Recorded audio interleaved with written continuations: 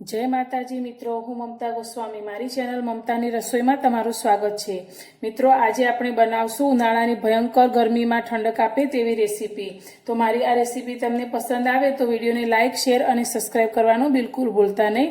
तो आ रेसिपी बनावा माटे मैं अत्यारे काची केरी लीधी छे। तो अत्यारे आपणे 2 काची केरी लीधी छे ने वजन में केरी आपणी 350 ग्राम जेटली छे। तो हवे आ काची केरीनी छाल उतारी अने तेना आपणे टुकड़ा करी लईशुं। केरीना आपणे आ रीते नाना नाना टुकड़ा करी लीधा छे। मित्रों, केरीमां विटामिन ए, बी अने सी खूब ज सारा प्रमाणमां होय छे, तेथी आ उनाळानी ऋतुमां केरी खावी खूब ज फायदो करे छे। गरमीओमां लागती लू सामे पण ते रक्षण आपे छे। तो हवे आपणे आ केरीने साइडमां मूकीशुं। गैस पर आपणे एक तपेली मूकीशुं। तपेली आपणे स्टीलनी ज लईशुं।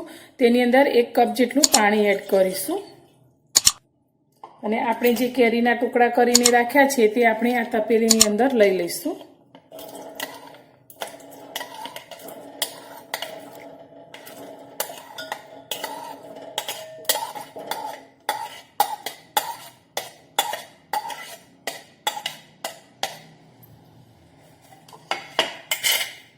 આપણે હવે ગેસને ચાલુ કરીશું અને હવે આપણે આ કેરીને 5 થી 7 મિનિટ માટે બફાવા દઈશું।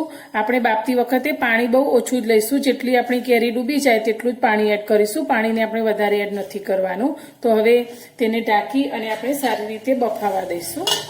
5 થી 6 મિનિટ જેટલો સમય થઈ ગયો છે। તો હવે આપણે કેરીને જોઈ લઈશું। તો કેરીની અંદર રેડેલું બધું જ પાણી પડી ગયું છે અને આપણી કેરી એકદમ સરસ રીતે બફાઈ અને મેલ્ટ થઈ ગઈ છે। તો હવે ગેસની ફ્લેમ આપણે બંધ કરી દઈશું અને આને ઠંડુ થવા દઈશું। બાફેલી કેરી આપણી ઠંડી થઈ ગઈ છે। તો હવે આપણે મિક્સર જાર લઈ લઈશું અને આ કેરીને આપણે આ જારની અંદર લઈ લઈશું।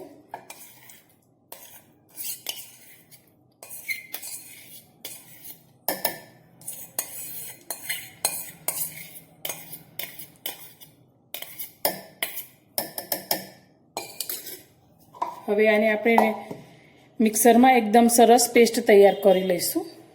આપણે કેરીની પેસ્ટ તૈયાર કરી લીધી છે। તો તમે જોઈ શકો છો એકદમ સરસ સ્મૂથ આપણી આ પેસ્ટ તૈયાર થઈ છે। તો હવે આની અંદર એકદમ સરસ ફ્લેવર આપવા માટે આપણે ફુદીનો એડ કરીશું। તો અત્યારે મેં 1 મોટી વાટકી જેટલો ફુદીનો લીધો છે, તે આપણે આ કેરીની સાથે લઈ લઈશું અને આને કશું જ એડ કર્યા વગર આપણે ફરી પીસી લઈશું। બંને વસ્તુને આપણે ફરી પીસી લીધી છે। તો આપણે અંદર ફુદીનો એડ કર્યો છે। તો ફુદીનાની તાસીર એકદમ ઠંડી હોય છે, તો ગરમીમાં શરીરને વધુ ઠંડક આપશે। તો હવે આને આપણે સાઈડમાં મૂકીશું। ગેસ પર આપણે કડાઈ લીધી છે। તો કડાઈની અંદર આપણે ખાંડ લઈશું। તો ખાંડ આપણે અત્યારે 300 ગ્રામ જેટલી લીધી છે અને 2 વાટકી જેટલી। હવે આપણે જેટલી ખાંડ લીધી છે તેનાથી અડધું આપણે પાણી અંદર એડ કરીશું। આપણે કેરી 350 ગ્રામ લીધી હતી, તો સામે ખાંડ આપણે 300 ગ્રામ જેટલી લીધી છે। તો હવે ગેસને આપણે ચાલુ કરીશું। ખાંડને તમે તમારા ટેસ્ટ પ્રમાણે થોડી વધારે કે ઓછી પણ લઈ શકો છો। હવે આને આપણે સારી રીતે ઓગાળીશું। તો આ રીતે વચ્ચે વચ્ચે હલાવતા જઈશું અને બરાબર ખાંડ આપણી ઓગળી ન જાય ત્યાં સુધી તેને આ રીતે ગેસ પર રાખીશું। મિત્રો, ખાંડ આપણી સારી રીતે ઓગળી ગઈ છે। તો આપણે આની કોઈ ચાસણી નથી બનાવવાની, પણ આજે આપણે આ કાચી કેરીનું શરબત બનાવી રહ્યા છીએ, જે આપણે આ રીતે શરબત સિરપ બનાવી અને સ્ટોર કરી શકીએ છીએ ને જ્યારે પણ ગરમીમાંથી બહારથી આવીએ ત્યારે ફટાફટ 1 જ મિનિટમાં આ શરબત બનાવીને પી શકીએ છીએ અને મહેમાનોને પણ આ શરબત સર્વ કરી શકીએ છીએ। તો પાણી આપણું સારી રીતે ઉકળી ગયું છે। તો હવે આપણે જે કેરી અને પુદીનાની પેસ્ટ બનાવીને તૈયાર કરી છે તે આ પાણીની અંદર એડ કરી દઈશું।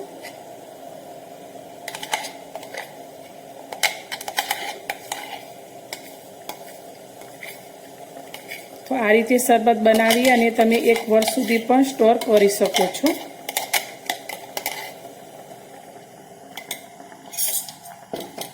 સારી રીતે મિક્સ કરી લઈશું। ગેસની ફ્લેમ આપણે મીડિયમ કરી લઈશું। હવે આપણે આ મિશ્રણને 5 મિનિટ માટે આ રીતે જ હલાવતા પકવશું, જેથી આ અંદર આ થોડું ગઠ્ઠા જેવું દેખાય છે તે પણ સારી રીતે અંદર મેલ્ટ થઈ જશે। તો આ રીતે આપણે તેને હલાવતા રહીશું અને 5 મિનિટ માટે પકવશું. આપણે એકદમ ઘટ ચાસણી નથી કરવાની, પણ આપણું આ મિશ્રણ થોડું મધ જેવું ચીકણું થાય તે રીતે તેને પકવવાનું છે. 3 થી 4 મિનિટ જેવો સમય થઈ ગયો છે અને આપણું આ સિરપ સારી રીતે ઘટ થવા લાગ્યું છે. તો હવે આપણે તેને આ રીતે આંગળી ઉપર જોઈશું તો મધ જેવું ચીકણું આપણું આ સિરપ થઈ ગયું છે. તો હવે આપણે ગેસને એકદમ સ્લો કરી દઈશું અને ફ્લેવર માટે આમાં મસાલા એડ કરીશું. તો સૌથી પહેલાં અત્યારે મેં 1 ચમચી શેકેલા જીરાનો પાવડર લીધો છે. જીરું આપણું એકદમ ઠંડુ હોય છે, તેથી ગરમીની ઋતુમાં તે શરીરને ઠંડક આપે છે. તો 1 ચમચી જેટલું એડ કરીશું ને મિક્સ કરી લઈશું. હવે તેની અંદર મેં 1 ચમચી જેટલો સંચળ પાવડર લીધો છે, જેને આપણે કાળું મીઠું કહીએ છીએ, તે એડ કરીશું.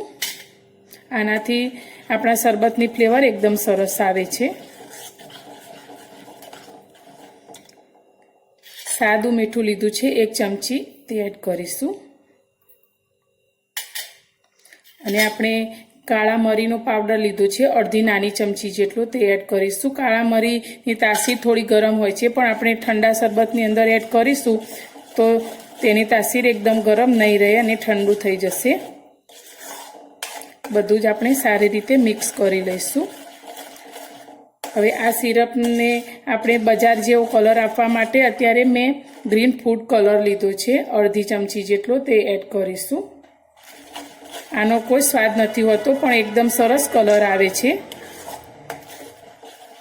તમે ના હોય તો તેને સ્કીપ પણ કરી શકો છો. બરાબર બધું જ મિક્સ કરી લઈશું અને ગેસની ફ્લેમ આપણે બંધ કરી દઈશું. હવે છેલ્લે આપણે 1 મોટા લીંબુનો રસ લીધો છે, તે અંદર એડ કરીશું. આ લીંબુનો રસ આપણે ગેસ બંધ કર્યા પછી જ એડ કરીશું, નહીં તો તે એકદમ કડવો થઈ જશે. તો સિરપની અંદર આપણે એડ કરી દઈશું અને સારી રીતે મિક્સ કરી લઈશું. હવે આ સિરપને આપણે થોડું ઠંડુ થવા દઈશું.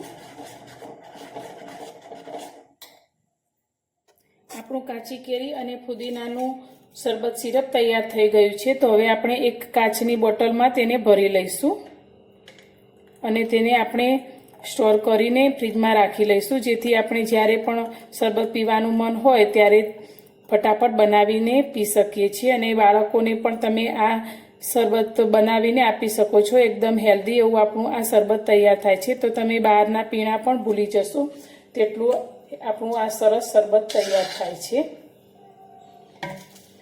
તો શરબતને આપણે સર્વ કરીશું. શરબતને સર્વ કરવા માટે આપણે 2 કાચના ગ્લાસ લીધા છે. તો તેની અંદર આપણે બરફના ટુકડા ઉમેરીશું. તો આપણું એકદમ ઠંડુ ઠંડુ આપણું આ શરબત તૈયાર થશે.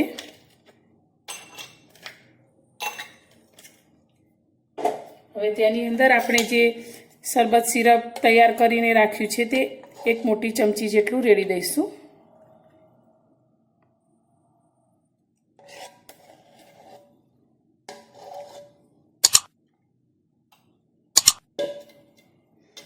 અને અંદર આપણે પાણી ઉમેરીશું.